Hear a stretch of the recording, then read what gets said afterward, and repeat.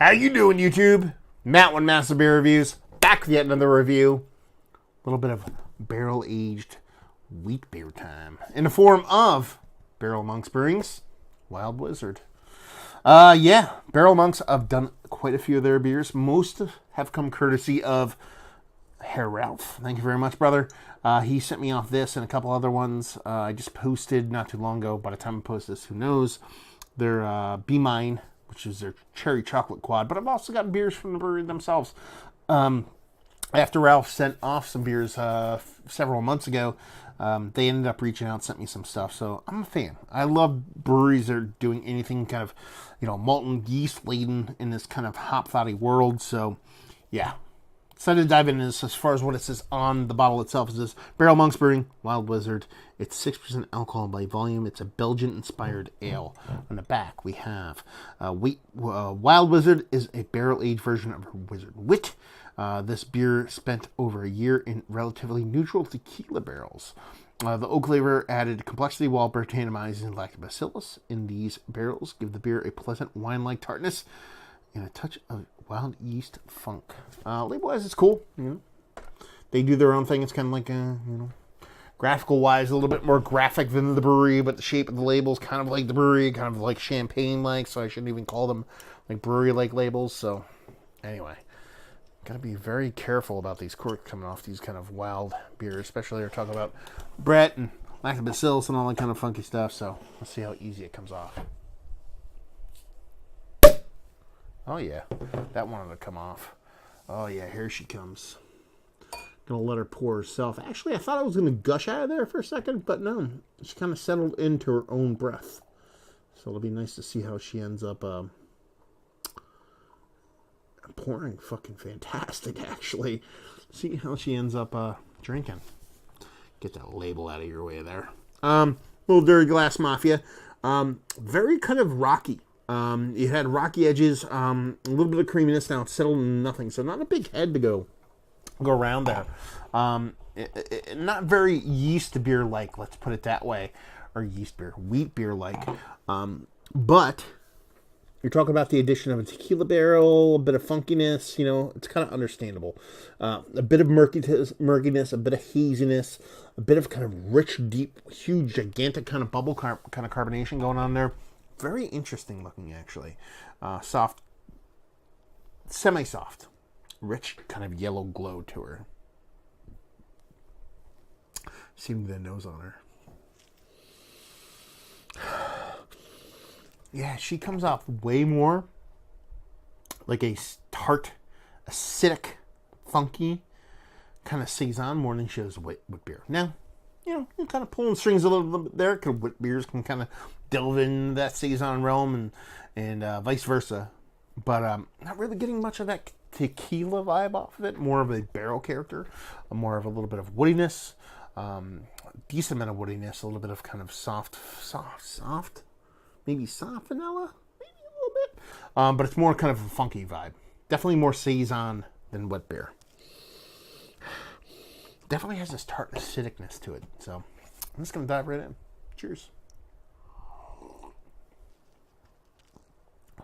Oh, yeah. Way more rich than I expected off the nose. I expected this. Wow, that's super tasty. I expected this really kind of just acidic. I keep going back to that word. Kind of heartburn-inducing acidity. Words. Heartburn-inducing acid-like vibes to it. But it's not there. There's that acid base, but it's not like over the top. It's more kind of rich wood, almost like a touch, like a dab, like a drop of like a rich kind of sweetness to it, like almost like a caramel that's not over the top. You almost get like just a remnants of kind of like a little bit of like a banana ester that you typically get from like a nice rich kind of wit beer. Again, the tequila barrel doesn't really come off huge. let me rewind that. The tequila liquor portion of the show doesn't come off huge, but the barrel does. So it's really, really unique in that way, in that you get this kind of nice, big, oaky, almost like kind of a French barrel on steroids thing. You're getting a kind of vanilla off of it. You're getting this kind of nice, sweet, non overly drying kind of woodiness from it, like a big, huge woodiness from it. This is super fun, actually.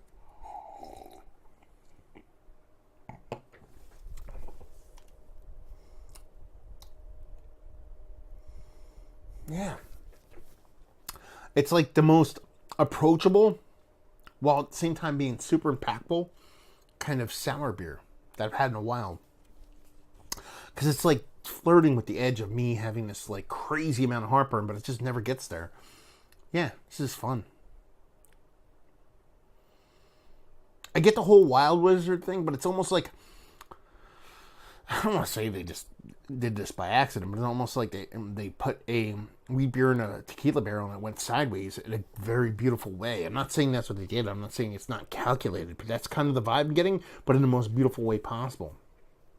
And it has this nice, super kind of, not sour, it's what they said, like wild, like critter vibe. It's more funky, wild than it is kind of sour. And that's what I haven't explained to at this point.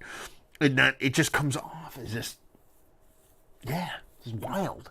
Not sour. It's the difference between that super acidity, that super enamel ripping, cascadey kind of cultivated bacteria ladenness, as opposed to just a very naturally inoculated kind of open fermentation kind of vibe going on, as opposed to kind of like a planned kind of super sourness.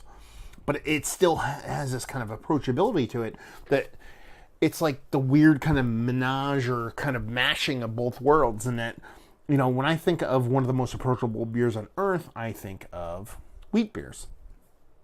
And when I think of one of the most unapproachable beers on earth, if you're not a wine drinker, it's a sour beer. So it's kind of meeting of those both worlds, and then it's like super approachable yet super aggressive, while at the same time just being super fucking tasty, because you get that nice kind of wheat beer vibe off of it. Like I was talking about Saison, sure, you get that kind of peppery spiciness off of it,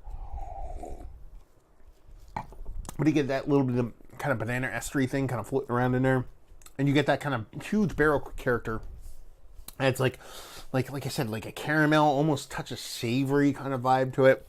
And then you get that nice super dryness that comes off sweet and not over palate smacking. It's super approachable, super drinkable, and super fucking delicious.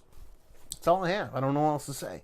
So let's talk about it. It's one of the better barrel-aged, light-colored beers. I don't even know what to call it. It's not sour. Wild beer. So let's go that way. It's one of the better wild beers I've had as well. Actually, yeah. Pretty tasty stuff. I've had some pretty good ones. I usually go this other end of the spectrum with it. I usually go, wow, I've had a ton. So this one's nice, but it's just, I've had so many good ones. It's the opposite with this. I've had so many good ones, and this one still comes off impactful. So it's kind of like it's earning its stripes there, and that it's been up against a bunch of different ones, and I'm still kind of really fucking digging it. Valued availability, no idea. Maybe Ralph can chime in. And yeah, just leave you with, if you like what, will you like this? If you like that kind of wild, crittery, dry, loggy kind of beer, but at the same time you want that kind of approachable kind of wheat beer vibe to it, because you're going to get both here. You're going to get both on opposite end of the spectrum while being in tune at the same time, and just ends up being super brain melding kind of deliciousness, because that's what you have going on here. That's pretty fucking cool. So there you go. Another review in the books. Hopefully you guys enjoyed it. If you didn't, anywhere in between, down there, words and stuff. If you want to try and find me in the social medias, you can. Just go into Googs, type in Massive Beers. If you want to try to find me in the podcasting realm, same thing. Go to the Googs, type in Beer Massive, M-A-S-S-I-F, and you find me on both ends, doing markedly more interesting things than the Marina camera on YouTube's. Maybe. I don't know. Anyway, so there you go. Another review in the books. Hopefully you guys enjoyed it. Hopefully you're enjoying a beautiful, well done, kooky, weird, tequila barrel-aged wit beer right now. And we'll see you next time. Cheers.